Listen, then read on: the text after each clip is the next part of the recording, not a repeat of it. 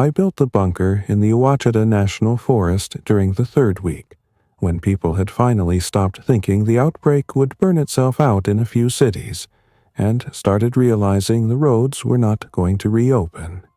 The power crews were not coming, and nobody in authority had a clean answer anymore. My name is Tyler Hensley. Before everything fell apart, I was 34 years old and working as a county road and bridge equipment operator outside Mena, Arkansas.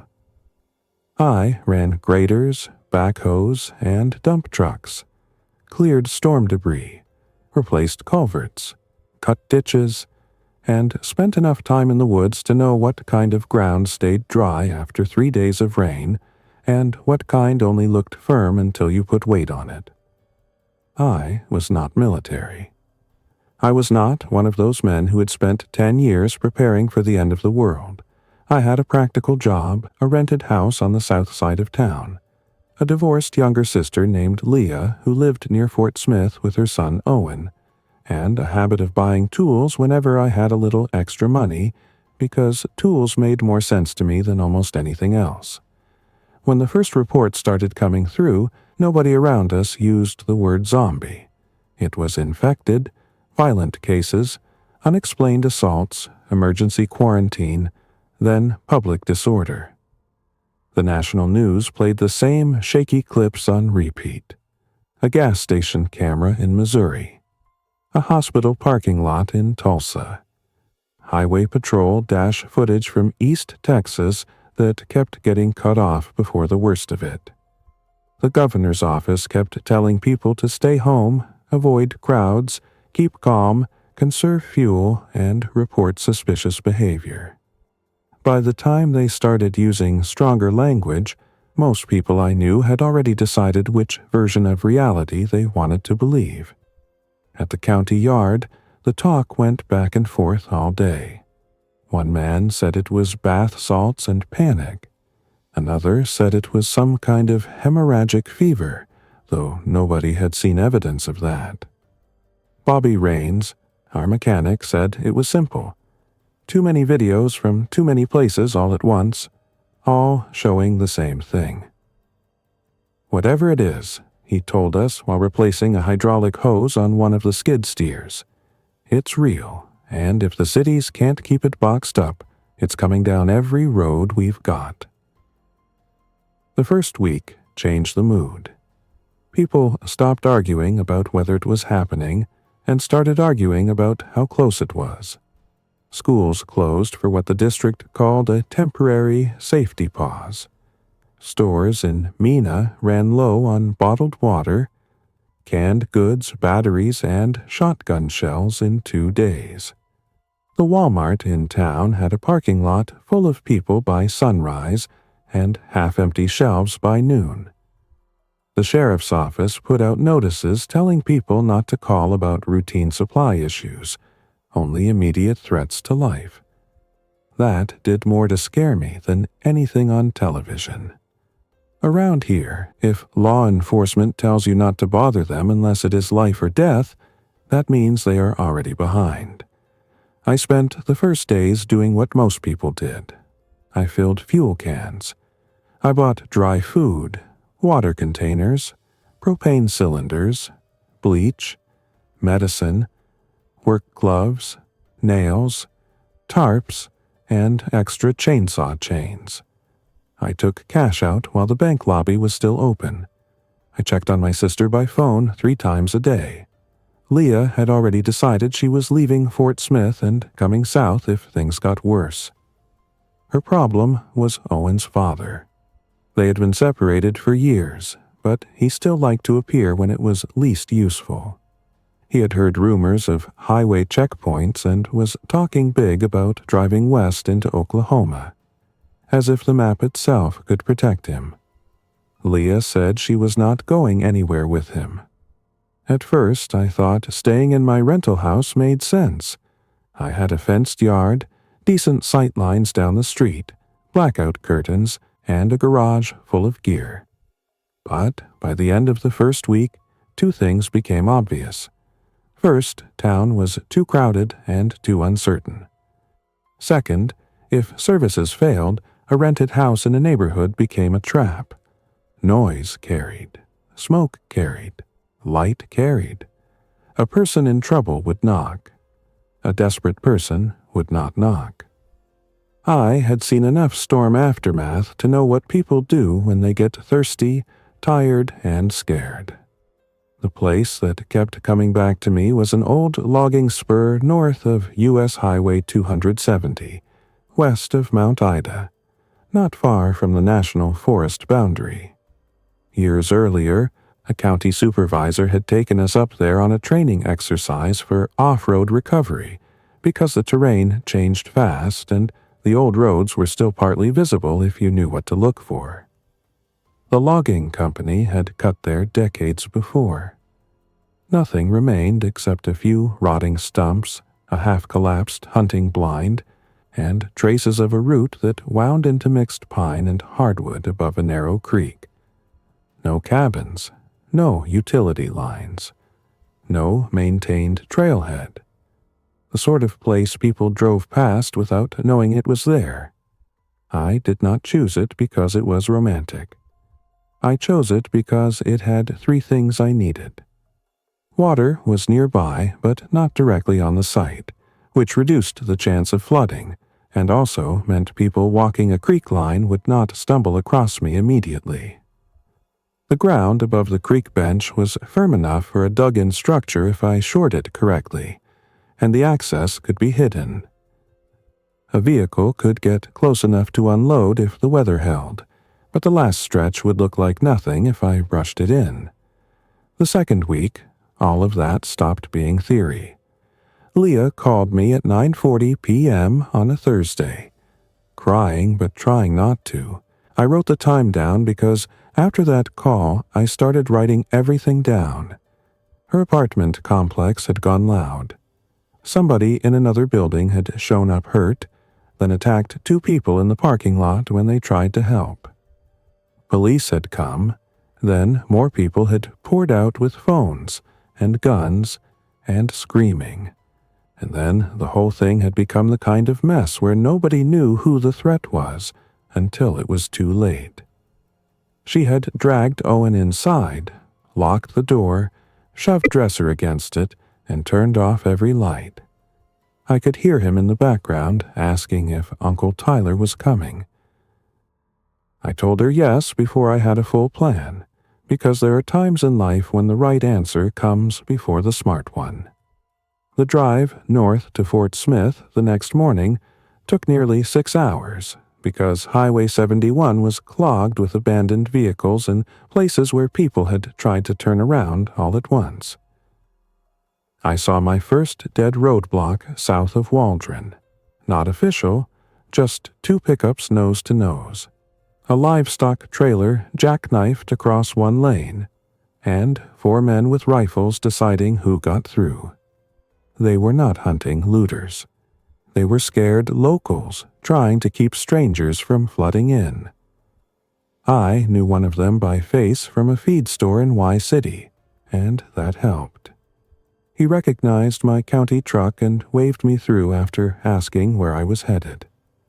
I lied and told him family emergency in Greenwood. He said, "Don't stay in the city long."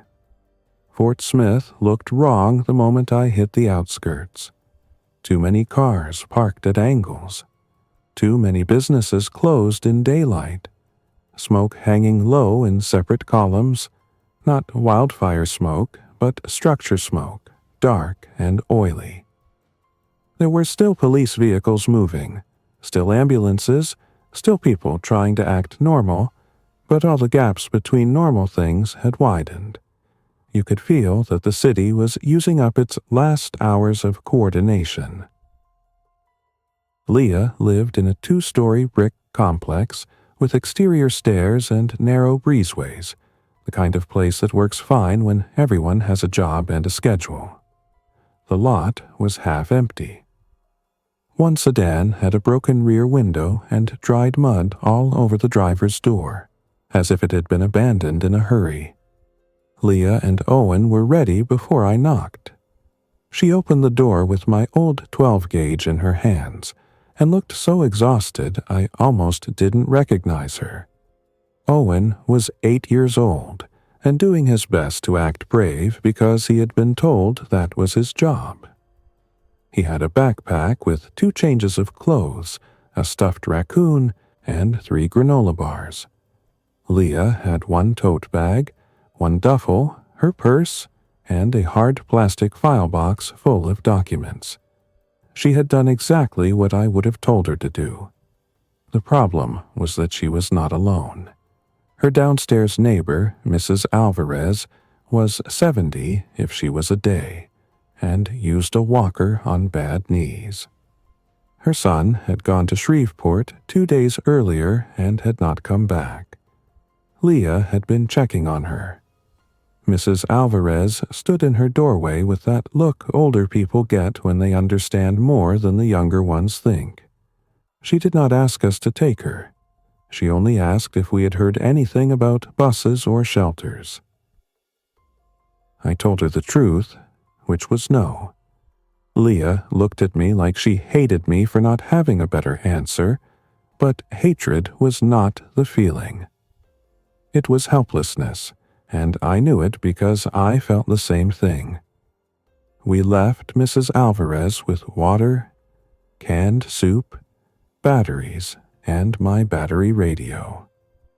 She thanked us with more dignity than the situation deserved. I still remember the sound of her locking the deadbolt after we walked away. Getting out of Fort Smith took longer than getting in.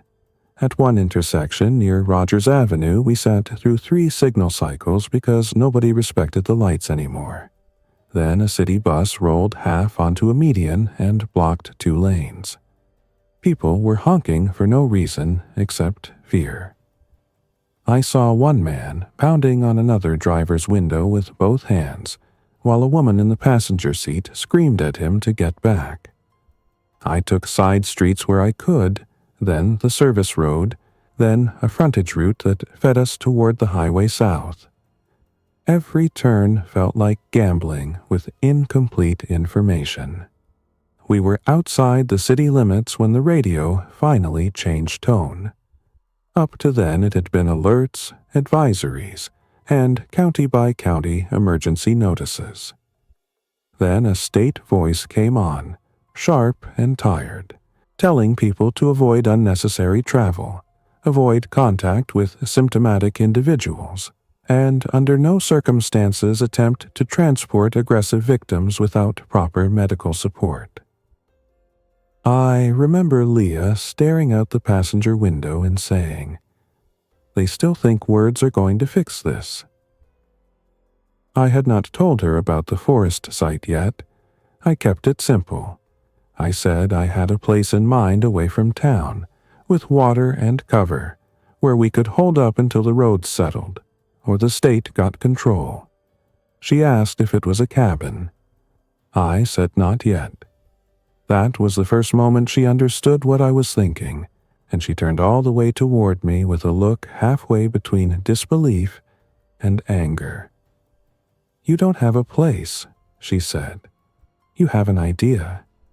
"I have tools," I said, "and I have a site better than this."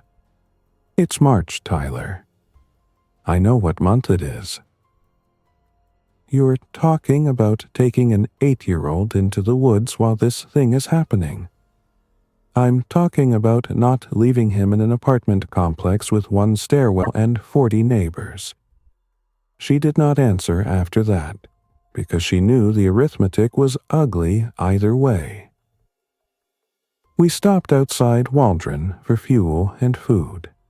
The station had gas, but only because the owner was pumping from his storage manually and charging cash only. That line stretched into the road. I topped off the truck, filled every can, and paid more than I had ever paid for gasoline in my life without saying a word about it. Leah took Owen to the restroom and came back pale. Somebody inside had been coughing hard enough to scare everyone else away from the counter. That became the new rule from then on. No unnecessary indoor stops.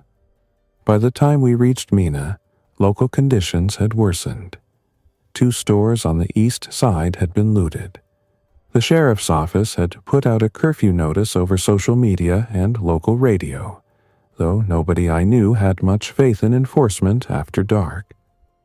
My street had 3 houses lit and several others blacked out. A dog was running loose with no collar. Someone had spray-painted "Stay Away" on the side of a detached garage 2 blocks over. It looked less like a neighborhood and more like a camp of strangers waiting for bad news. I made the decision that night.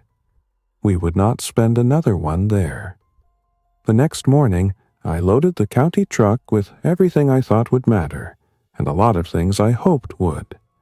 I should explain the truck because after that point it was the backbone of our survival. It was a retired 1-ton flatbed Ford the county had sold off the previous year.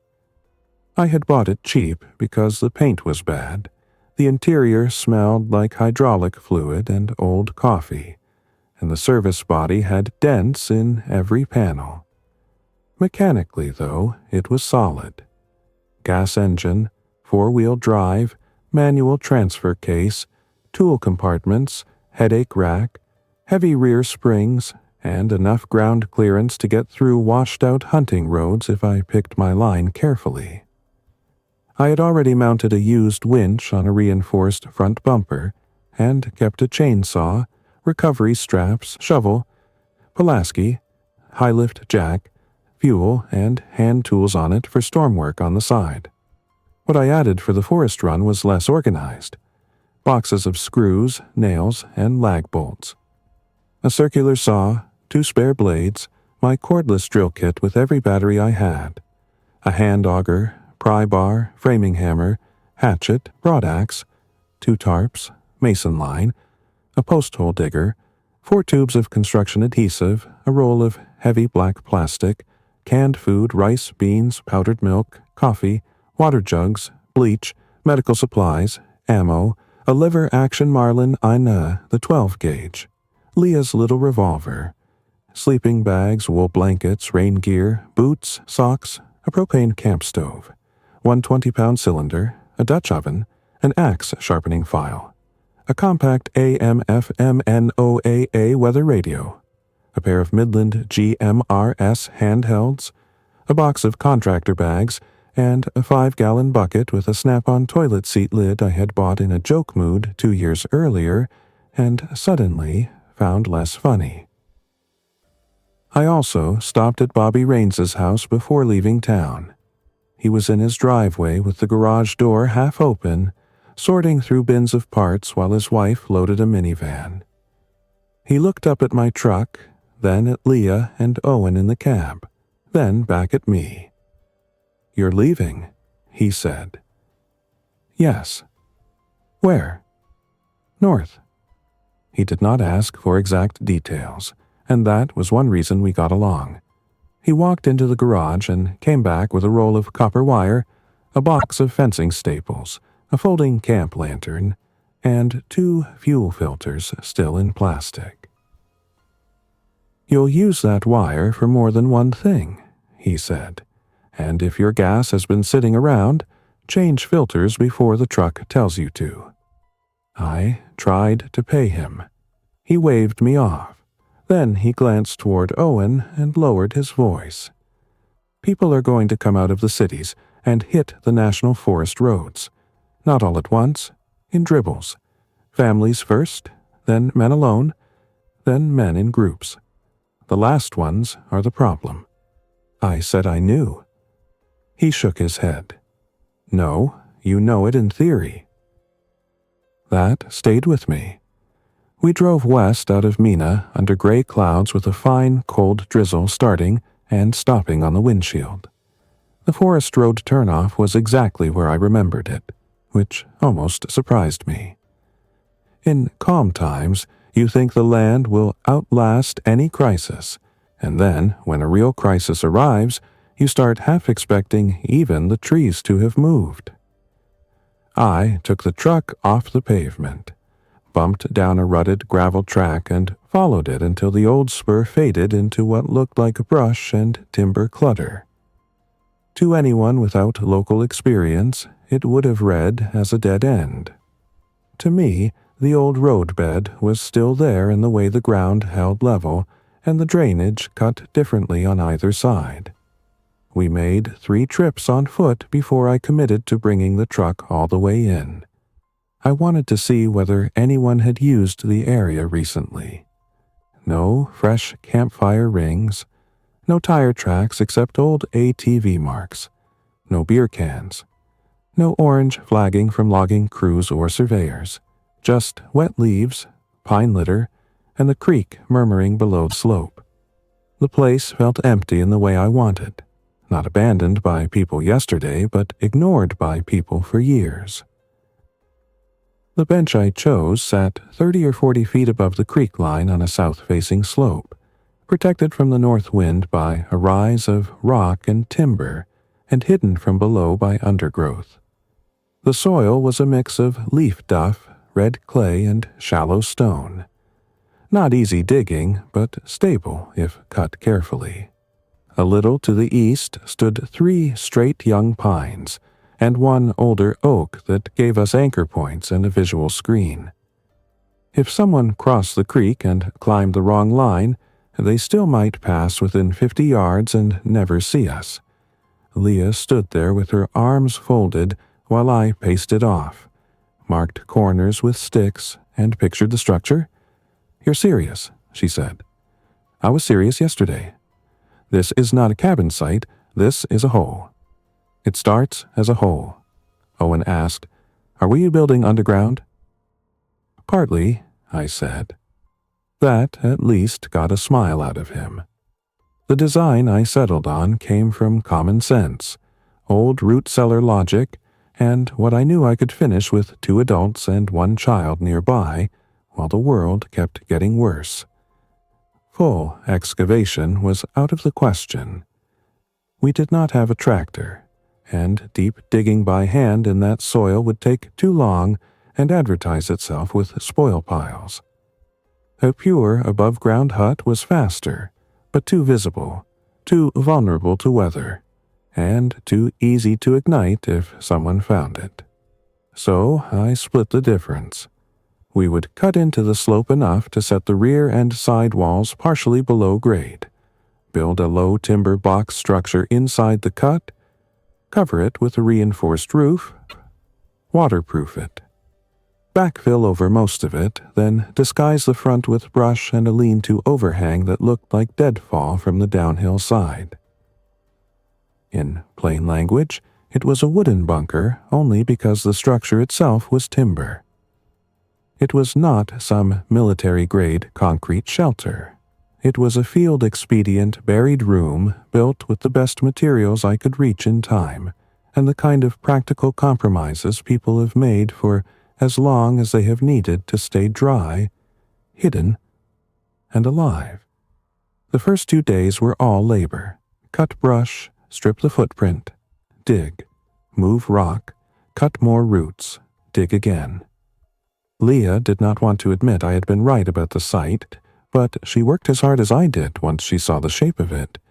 She had done warehouse inventory and forklift work for years before Owen was born. She was stronger than most people guessed, and better at enduring repetitive misery than almost anyone I knew. We set Owen jobs he could manage without feeling useless. Clear small branches, stack split kindling under a tarp, carry screws and bolts in a coffee can, watch for the orange survey tape I tied along our immediate work zone, so he would not drift toward the slope edge while carrying things. Every hour I checked the perimeter, listened, and made sure our noise discipline still made sense. Chainsaw use was limited. I only used it when hand tools would cost too much time, and even then in short bursts. By the end of day 2, we had a cut roughly 10 feet wide, 12 feet long, and just deep enough at the uphill side to give interior headroom once the floor was leveled and slightly benched. I laid down flat stones and tamped clay for the base, then set pressure-treated skids I had salvaged from a county bridge stock months earlier. That part mattered. Wood in direct contact with wet earth rots, shifts, and wicks moisture where you do not want it. The walls went up from 6x6 posts at the corners and midpoints, tied with doubled 2x10s and sheathed with thick planking cut from rough pine I had bought the week before from a small sawmill outside town. It was not enough to make the whole bunker from sawmill lumber, so I mixed that with treated dimensional lumber from the truck. Elegant? No. Strong enough for our purposes? Yes, if I distributed the roof load and kept the backfill reasonable. I talked my work out loud more than usual because Leah wanted to know what depended on what, and Owen listened even when he pretended not to. I explained that the wall strength did not come from one big board. It came from the posts taking vertical load, the horizontal members tying everything together, the sheathing keeping soil from pressing in unevenly, and the roof beams carrying the dead weight above. I explained why the rear wall needed drainage space. I explained why the doorway could not face the easiest approach. I explained why we were leaving a narrow crawl trench to the side that looked pointless until I told Leah it was an emergency exit. That got her attention. You think we'll need a second way out? I think people who only build one way out make a bad bet. The roof took another 2 days. I spanned the width with heavy beams, then laid smaller cross members, decking, plastic sheeting, a second sacrificial layer of scrap sheet metal panels I had scavenged from an old shed behind my rental, more plastic, then soil and leaf litter over that. It was not professional waterproofing, but it gave us redundancy. The front face remained open while we worked, so we had light and access. Once the interior bunks, storage shelves, and small stove platform were framed, I closed most of the front wall with the same plank and post method, leaving a narrow inward opening door and a low firing port that could stay blocked with a timber plug unless absolutely needed. The venting took almost as much thought as the structure. Buried spaces kill careless people with damp air, smoke, and carbon monoxide long before any enemy does. I used 2 separated vent lines made from scavenged stovepipe sections and improvised ducting, one low intake masked in brush off to the side and one higher exhaust carried back through the slope and disguised among roots and rocks. The stove flue was separate again and ran farther upslope than I liked, but I broke up its outline with slash and bark so no straight metal line caught the eye. Every fire after that was tiny, hot, and brief. We moved into the bunker on the 6th evening because the rain came in hard and cold, and there was no reason to sleep under tarps when the structure could already keep us dry. The inside smelled like fresh-cut pine, clay, wet canvas, and effort. It was too tight for comfort, but dry. That was enough. 2 bunks on one wall, one on the other, shelves over the foot ends, gear stacked under the beds, radio near the door, lantern hung low, ammo and weapons controlled and out of Owen's reach unless I physically handed him something. A narrow work surface by the entrance, water containers opposite, the bucket toilet screened by a blanket partition in the back corner until I later built a better enclosure. That first night, with the rain tapping above us and the whole roof holding steady, I believed for about 15 minutes that I had solved the main problem. Then the radio reminded me I had only changed the kind of problem we faced. State channels were a mess of fragmented information. Some counties had set up aid points. Others had already closed them after incidents. There were reports of National Guard presence near population centers, and key highway corridors, but not enough to stabilize everything. A hospital in Hot Springs had gone dark. A church shelter near Russellville had requested food and medical support, and then stopped answering. Portions of western Arkansas were still quieter than central areas, but the silence had started to feel less like safety and more like isolation. That mattered. Safety without resupply is only a timer. Our first week in the bunker became a routine of water, wood, watch, food, concealment, and news. I improved the drainage ditch above the structure so rain runoff would split around us instead of pouring onto the roof. I cut a concealed path to the creek and laid stones in the muddiest spots so we were not leaving obvious tracks. I built a simple cache 30 yards uphill, using a buried contractor tote lined with bags and packed with extra food, ammo, batteries, matches, and one small first aid kit. If the bunker was lost in a fire or sudden rush, I wanted something left. I brushed out our footprints every evening where practical. I scattered leaf litter over disturbed soil until the whole site started to settle visually into the hillside. Leah handled food discipline better than I did. I thought like a worker after a long shift and wanted calories every time I stopped moving. She counted portions, planned meals, and made sure Owen got some version of normal where possible. Rice with canned chicken and bouillon became stew if you used enough water and imagination. Oatmeal with powdered milk and a little brown sugar felt like morale. Coffee for adults remained sacred. Owen complained exactly the right amount for a child in hiding, and then adapted in ways that made me proud and sad at the same time. At night, I listened. That might sound dramatic, but it was simple work. You learn the difference between creek noise, wind in pines, squirrel movement in leaves, deer crossing, and something with intention. Human beings make a pattern out there even when they try not to. A pause that means listening back. A footfall where no animal line makes sense. Metal touching metal. Branches lifted instead of snapped. You do not need perfect hearing. You need patience and repetition. On the 9th night, I heard the first strangers. 3 people, maybe 4. South of us, moving slowly across the lower slope near the creek. Light use was careless for a hidden camp, but cautious for lost people. One flashlight, briefly on, then off. A voice, male, middle-aged, saying, "This way." Another voice behind him, younger, asking if he was sure. I watched through a slit between brush and trunk while the moonlight came and went behind a cloud.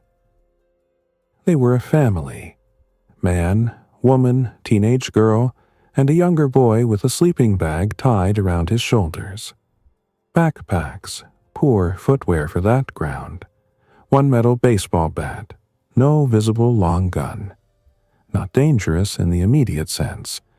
Dangerous in the broader sense because families in the woods mean more families, and the unprepared tend to move toward any sign of shelter, smoke, or human control like iron filings to a magnet. They never saw us. They followed the creek west and disappeared. Leah had been watching my face more than the woods. After they passed, she whispered, "We should have said something." "And then what?" I whispered back.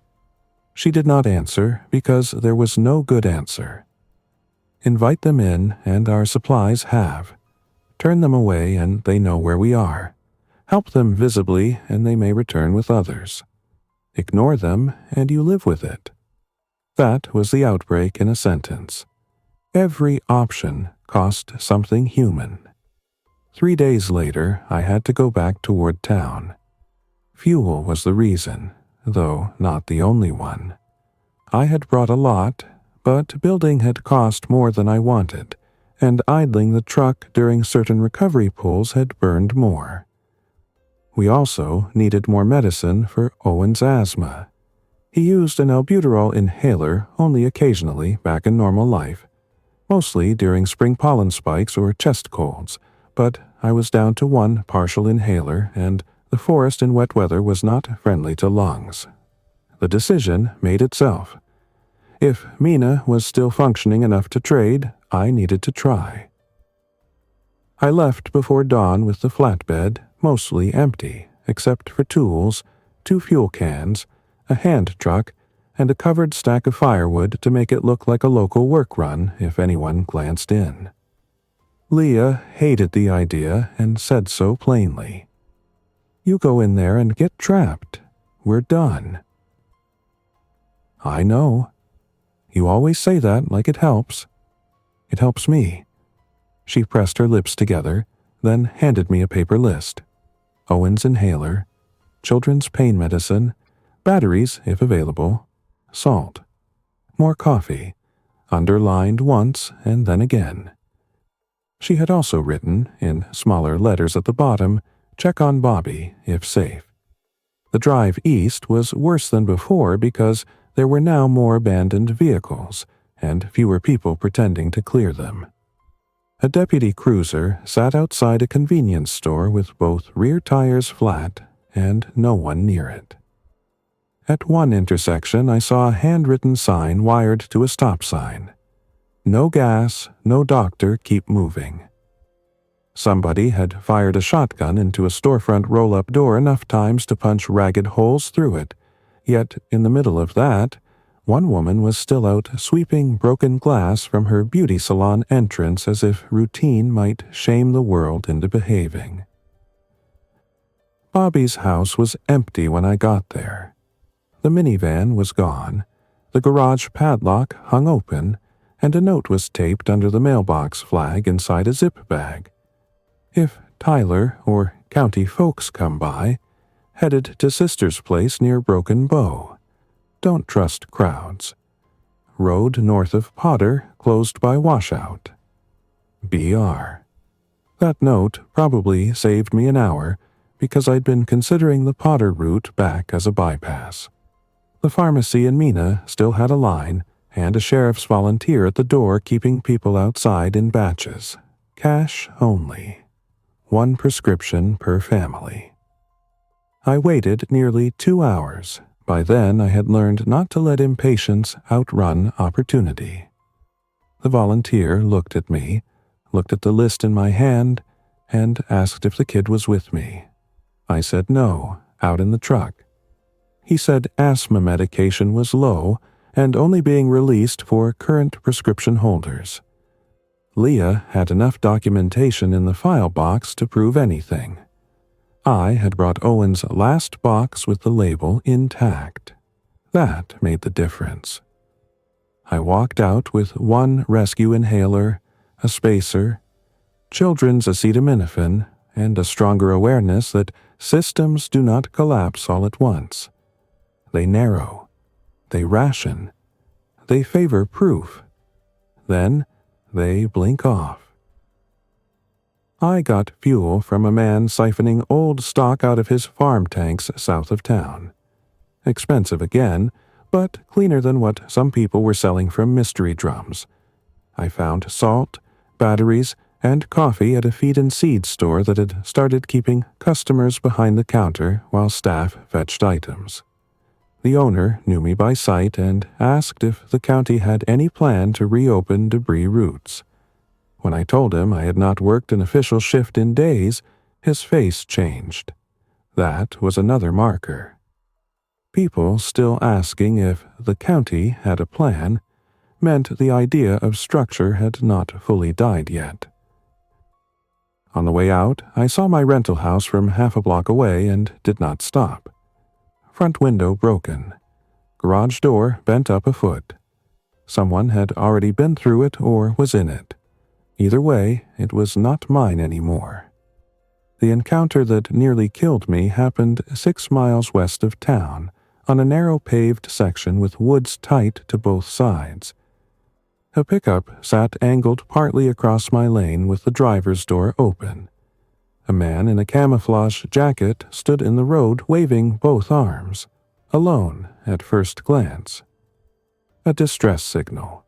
Trouble was, by then I had learned to distrust first glances. I slowed but did not stop. He shouted that his wife was hurt. I kept the truck rolling at maybe 10 miles per hour and scanned the ditch lines. That is when I saw movement in the trees on my right. Another man, then a third. One had a long gun low against his leg, not pointed yet, but ready. Ambush was too formal a word for it. It was 3 desperate men trying to take a vehicle. I dropped the transmission, cut left toward the open shoulder, and pushed through brush around the nose of the pickup before the first one reached my door. Something hit the truck bed hard. Maybe a thrown tool or a shot. I never knew for certain. The flatbed slammed sideways, caught traction, and lurched back onto pavement with enough force to bounce my head off the window frame. In the mirror, I saw one of them stumbling, another lifting the gun. Then the road bent, and they were gone. I did not stop for the next 10 miles. When I got back to the bunker, Leah read my face before I said a word.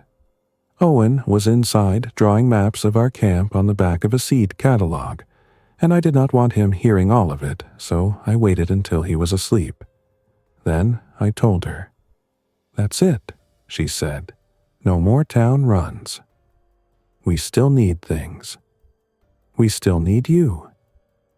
We need fuel and medicine, too. We need not to get murdered on a road by men who look normal enough to wave you down." She had me there. So I changed our posture.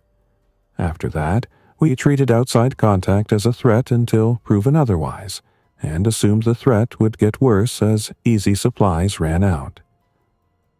I cut more concealment around the approach.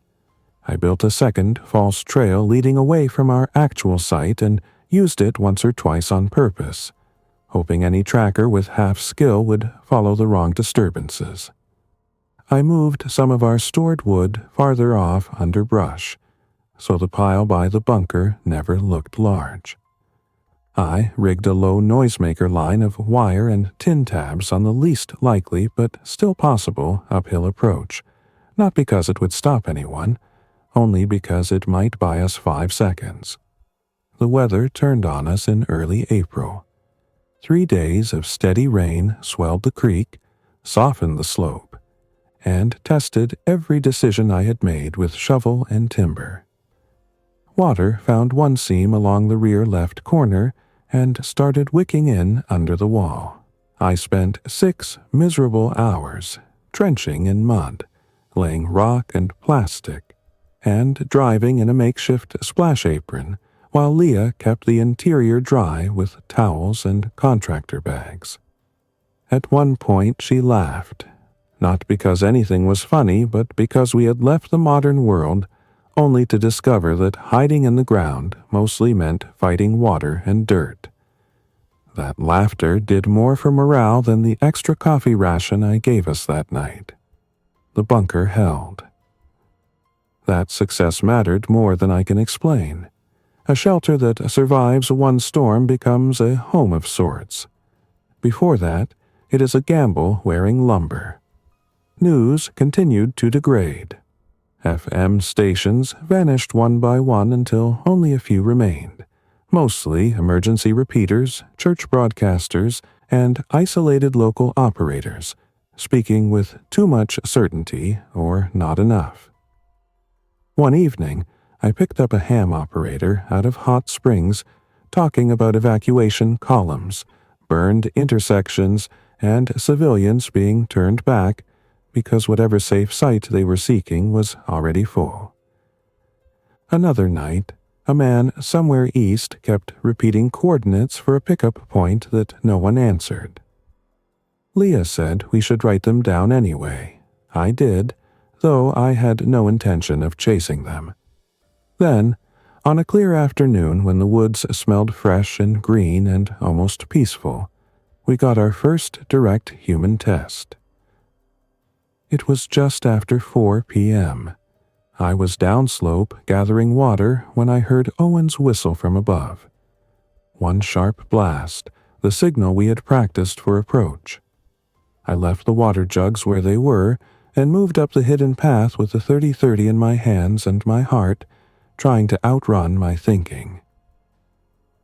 2 men stood 30 yards downhill from the False Trail entrance. Both carried packs. One had a cheap hunting rifle slung badly. The other held a walking stick and kept scanning too much, which told me he was nervous and trying to look confident. They were in their 20s, maybe unshaven, underfed, wet at the cuffs from creek crossings. Not professionals, still dangerous. I stayed behind cover and called out first. "Stop there." They froze. The one with the rifle almost reached for it, then thought better. "We're just passing through," he said. "Then keep passing." "We saw cut brush." "Not yours." He licked his lips and tried another angle. "We're looking for somewhere to stay the night." "No." The other one spoke up. "Come on, man. We're not asking for much." I let a beat pass so the answer landed hard. "You are asking for my people to trust you. That is much." They looked at each other. Behind me, deeper in brush, Leah was silent. She had Owen with her and the 12 gauge. We had rehearsed that too. The first man said, "We can trade." "With what?" He hesitated too long. "Ammo." "What caliber?" Another pause. He was bluffing or unsure. I could almost feel his thoughts scrambling. Then his eyes shifted uphill for half a second, searching for position, structure, advantage. That was enough. "Turn around," I said. "Leave now." This time, there was steel in my voice because there had to be. They heard it. The second man muttered something ugly under his breath, but they backed away. When they disappeared downslope, I still waited 10 minutes before moving. Then I circled wide and confirmed they had followed the creek east instead of doubling back. Leah did not say "I told you so." She did something worse. She sat down on the bunker step after and put both hands over her face for a full minute. Then she said, "That keeps being men." I knew what she meant. Families drifted. Men hunted opportunity. From that day on, our schedule tightened. No one out alone beyond easy voice range unless absolutely necessary. Fire only after dark or near dawn, and only with dry wood. Water runs varied. No long conversations outdoors. Radio volume kept near whisper. I also started keeping a proper log. Weather, sightings, food use, ammo count, fuel estimate, radio traffic, repairs needed. It gave me structure and let me think beyond the next hour. Around the 5th week, the region settled into something worse than chaos. Chaos burns fast. This was a thin, mean new normal. Towns still existed, but smaller. Roads were still passable, but less safe. Trade happened, but in tight circles. People were no longer waiting for rescue. They were reorganizing around whoever had land, fuel, food, water, and enough force to hold them.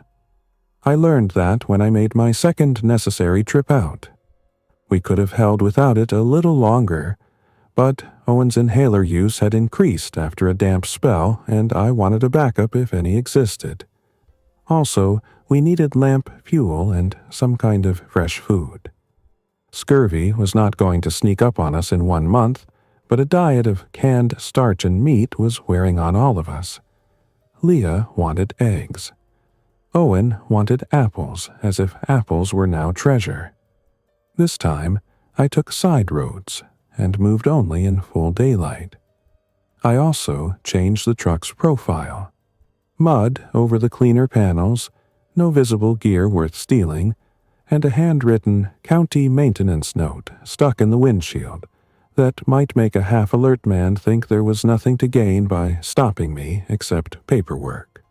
It was not a magic shield, but small frictions matter.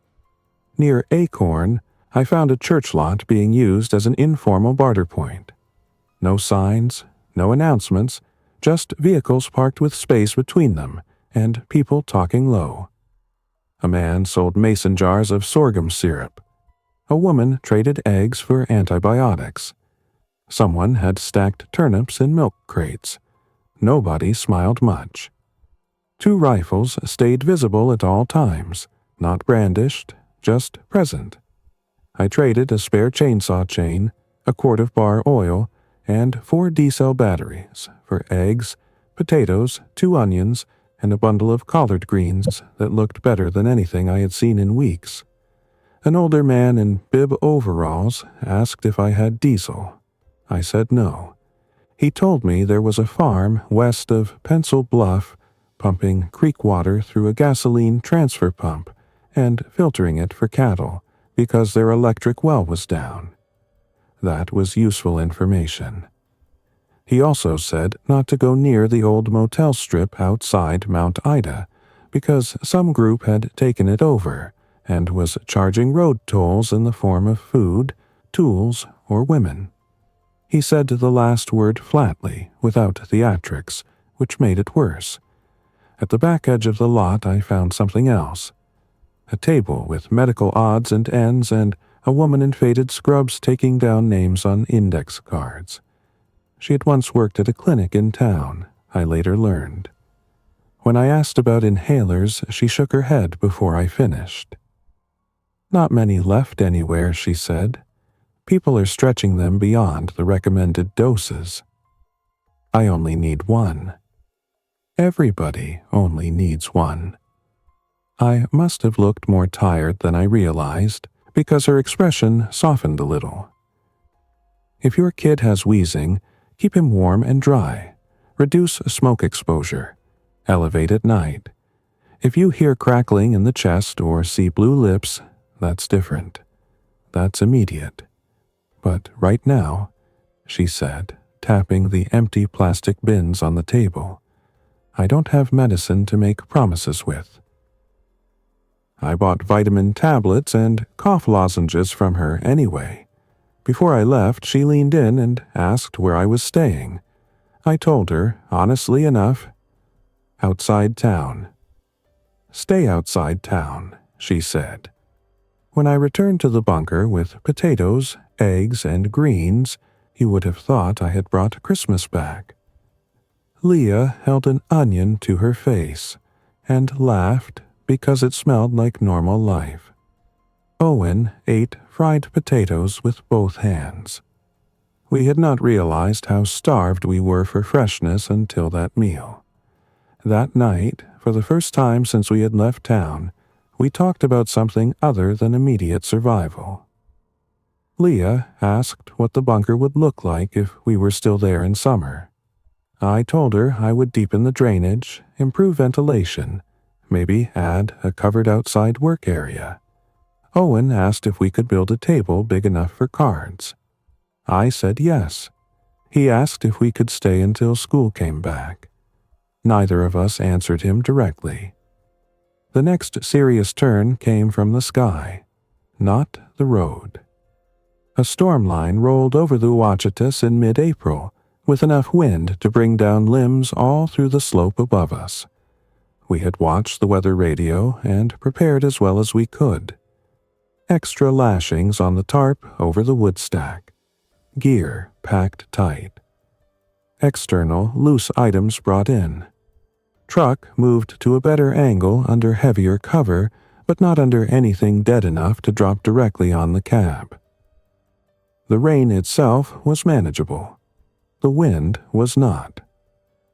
Around 11 p.m., a large limb came down somewhere uphill with a crack like a rifle shot, then dragged smaller limbs with it. A second impact hit close enough to shake soil from the roof beams. Leah grabbed Owen and rolled off the bunk before she was fully awake. I killed the lantern and listened in total dark with my hand on the wall, trying to feel whether the structure had shifted. It had not, but one of the vent lines had. By morning, we found the higher exhaust partly crushed by fallen timber and the flue disguise blown apart over 10 yards of slope. Worse, our hidden truck position had become visible from one angle because a screen of saplings had snapped. Storm repair in a world like that is not just cleanup. It is signature control. Every broken branch, every fresh cut, every changed outline can reveal occupation. I worked all day with saw, axe, and rope, while Leah recovered disturbed earth and rebuilt the brush screen by hand. Owen gathered pine needles in contractor bags and spread them where raw soil showed. By dusk we had restored function, but the woods around us no longer looked untouched. They looked lived near, if only to trained eyes. 3 days later, those trained eyes found us. I was splitting kindling under the lean-to when the GMRS radio on the shelf crackled with static. We had only ever used the handhelds between ourselves around camp, channel locked. Hearing a voice through one froze me in place. "Camp on the north slope," a man said. "You hearing this?" Leah looked up from washing a pot. Owen stared. I did not answer. The radio hissed. Then again, "We know somebody's there. We're not looking for trouble." That statement meant the opposite. I killed the unit and motioned them inside. Then I moved to the slit overlooking the likely approach and waited. 10 minutes, 20, no movement. A bluff, maybe, or a probe from farther away. Either one was bad, because it meant someone had been close enough to intercept or guess our frequency, or they had found signs and were fishing. At dusk I made a wide circle and found boot prints in soft mud near the lower crossing. 3 men, likely based on stride and size. Not fresh enough to be within the last hour, but within the day. One had a sole pattern with a missing heel block. I remembered that detail because once you know one track in a group, you can recognize it again like a face. That night, we made the hardest decision since leaving Fort Smith. We prepared to abandon the bunker if pressured. Not immediately, but we packed as if movement on short notice was now real. Essential gear into ready loads. Cash checked. Truck fueled from reserve. Extra food divided between what stayed and what moved. Important papers sealed again. Owen's stuffed raccoon clipped to his pack because I was not going to tell him that childhood comfort was less important than ammunition weight. Some lines are stupid to cross. Leah said, "All this work, and we might still lose it. All this work is why we're alive to lose it." She nodded, though it did not comfort either of us. The men came 2 mornings later. I saw them first through the firing slit just after sunrise. 3 figures down slope, spread wider this time, moving like people who believed the ground might pay them back if they rushed it. One was the missing heel print. I was sure of it. One carried a pump shotgun. One had binoculars. I let them get close enough to confirm intent without giving them our exact lines. Then I called out from cover. "Stop!" They did. "Show yourselves and talk," the one with binoculars said. "No." He smiled in a way I could hear even before I saw it in the tilt of his head. "You know, that makes you look guilty." I almost laughed at that. Guilt had nothing to do with it. Territory did. "What do you want?" I asked. "Trade," he said.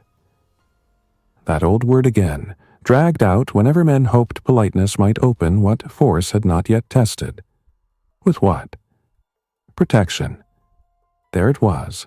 He offered the classic service of every small-time predator in unstable times. Be under us or against us. "We're fine," I said. "You won't be. We've got a camp with numbers. Fire watch, med supplies, perimeter." I said nothing. "You've got a kid up there," he added. Every part of me turned cold at once. That told me they had been closer than I had known, close enough to observe movement or hear him. "You're done here," the man called. "Come with us now and do it civilized." Leah was behind me with the 12-gauge, and Owen tucked behind the bunk, eyes wide but silent. I had the 30-30 on the rest, not because I wanted a fight, but because if they advanced, I could not bluff the next stage. I said, "Turn around." The man with the shotgun took 2 slow steps forward. I fired into the dirt 6 feet in front of him. The report inside a concealed structure is brutal. It slapped the air out of the room and filled the slit with dust and smell. Outside, the man jumped back hard enough to lose footing. Birds tore out of the trees downhill in a burst. "Next one is not in the dirt," I said. That was the truth, and I think he heard it. They withdrew without further talk, but not in panic. That worried me more than a reckless rush would have. Disciplined retreat means future planning. We left the bunker an hour later. Not forever, as it turned out, but for that period we had to assume they would regroup, watch, or burn us out. I took only what we could move fast and loaded the truck from the uphill side under maximum concealment. We followed a ridgeline route I had scouted only mentally before, using an old fire break and a dry wash to mask initial tracks. The cache stayed buried. The bunkers stayed closed and disguised as best we could manage. If they returned quickly, I wanted them uncertain whether we were inside, nearby, or gone. We spent 3 nights in a fallback camp 3 miles away, under a rock shelf above a side hollow so tight and overgrown that reaching it with the truck felt like threading a needle in the dark. It was not comfortable. It was barely a camp at all, just tarps, wet ground, a tiny stove, and nerves stretched thin. But from there I could move back on foot and observe the original site from a distance. On the second day, I saw smoke near the lower crossing, not from our bunker, but from a small fire where the 3 men had camped or paused. I also heard one distant shout, and later the unmistakable pop of a shotgun fired once. By evening, they were gone. Maybe they had decided the place was not worth the effort. Maybe they feared drawing more attention. Maybe my warning shot convinced them the cost would be too high. Whatever the reason, they did not assault the site. I still waited 1 more day. When we returned, the bunker was intact. Somebody had searched around it. Brush disturbed. False trail followed. Door examined, but they had not forced entry, likely because the concealment still worked well enough from a few yards off, and because hidden structures in the woods make cautious people imagine traps. We moved back in with a quieter kind of gratitude than we had felt the first time. Not relief exactly, something harder. Ownership earned twice. After that, spring deepened, and the first weeks turned into the first months. The outbreak did not end. It spread itself thinner into the landscape and took root in habits. We stopped listening for declarations of victory and started listening for practical facts. Which roads were open? Which barter points still existed? Which water sources stayed clean after rain? Which groups were coercive? Which were merely armed and tired?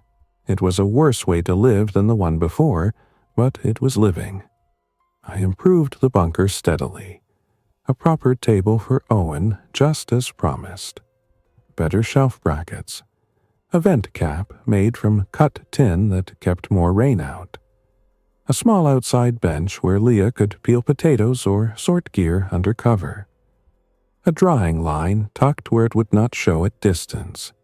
A better latrine trench farther off, with lime when I could get it.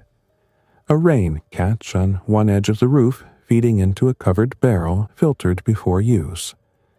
Small gains, but each one turned panic shelter into durable shelter. We met other people carefully after that. A widower named Curtis Bell from near Pencil Bluff, who trapped small game and traded rabbit meat for lamp oil. A teenage brother and sister traveling with their aunt, all three decent enough but too transient to trust closely. The woman in scrubs from the barter lot, whose name turned out to be Dana. She started moving between small camps to share basic medical guidance in exchange for food and security. When I asked why she took the risk, she said, "Because infection is not the only thing killing people." She came to our bunker twice that spring and showed Leah how to watch Owen's breathing more systematically, how to identify signs of dehydration earlier, how to keep a simple wound from becoming a bigger problem when antibiotics were scarce. Not everyone we met was good. Some were just weak in ways weakness becomes dangerous. Men who asked too many questions about location, numbers, firearms. People who smiled before they counted your supplies. People who wanted to stay one night and assess everything you owned in 10 minutes. The hardest thing the forest taught me was that the infected were not always the immediate center of a bad day. Often, they were the weather system around the real storm. The reason everything had broken. The close danger, most days, was still ordinary human motive stripped of legal consequence. And yet the infected remained out there, shaping all of it. I saw one clearly for the first time in late May near a washed-out segment of Forest Road east of our area. Up to then I had seen footage, distant figures, aftermath signs, but not one up close in open ground. This one moved alone along the ditch line at noon, clothes torn and dirty, gait wrong in a way that was neither drunk nor injured in any normal sense. Head jerking at sounds, then overcommitting to direction changes. It noticed my truck only when I was nearly past. Then it lunged with terrible commitment and no concern for what pavement does to knees. I accelerated and kept going. In the mirror, I saw it stumble, recover, and keep chasing the road for several seconds after I was gone. The sight of it shook me less than I expected. Maybe because by then the larger collapse had already prepared me. Monsters are almost easier than ambiguity. The infected wanted one thing. Living people wanted 100 different things and lied about most of them. By the time summer came on full, the bunker in the Ouachitas no longer looked like something improvised in fear. From 10 yards away it looked like slope and brush.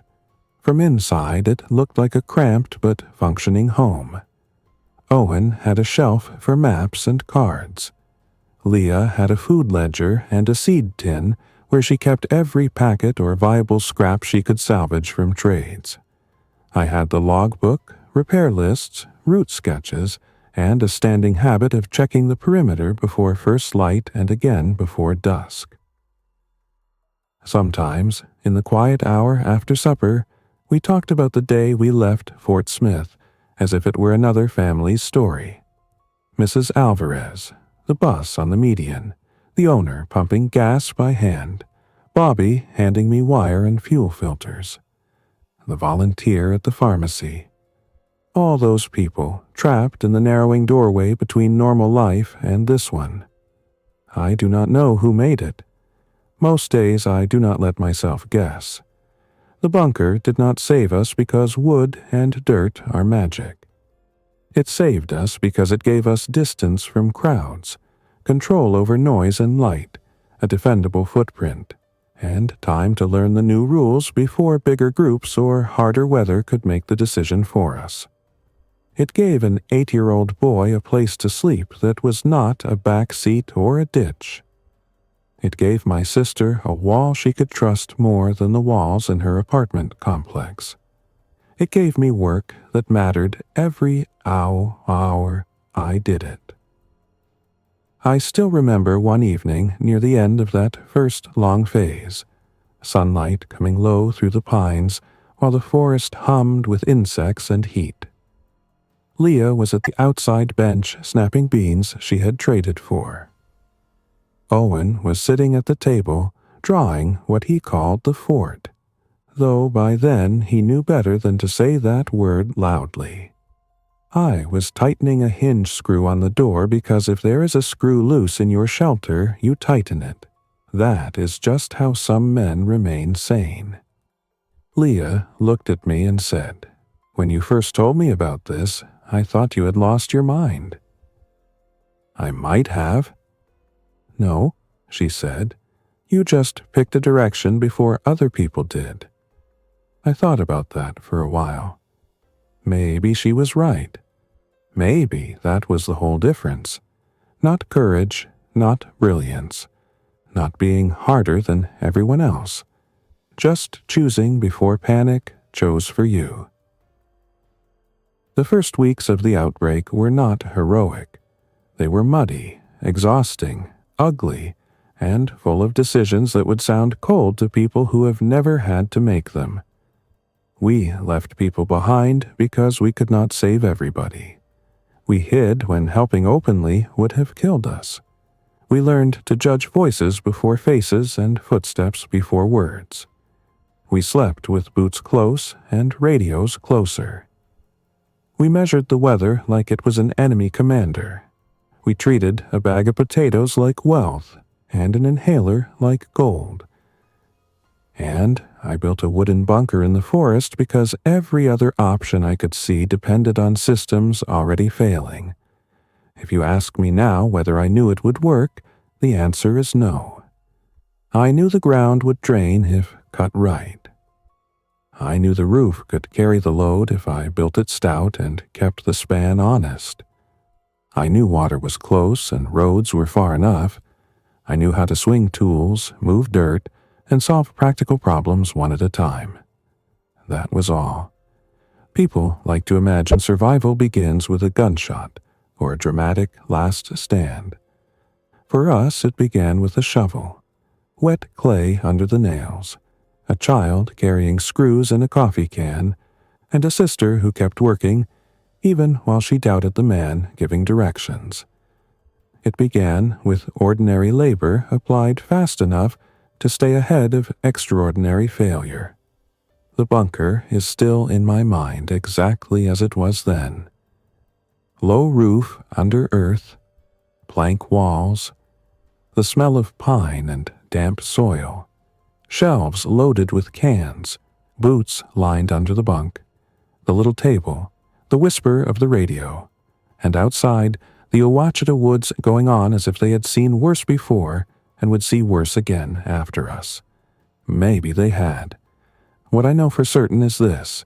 In those first weeks while roads failed, towns hardened, and the country learned new meanings for words like quarantine, aid, and safe, we stayed alive because we stopped waiting for a better answer and built the one we could hold in our hands.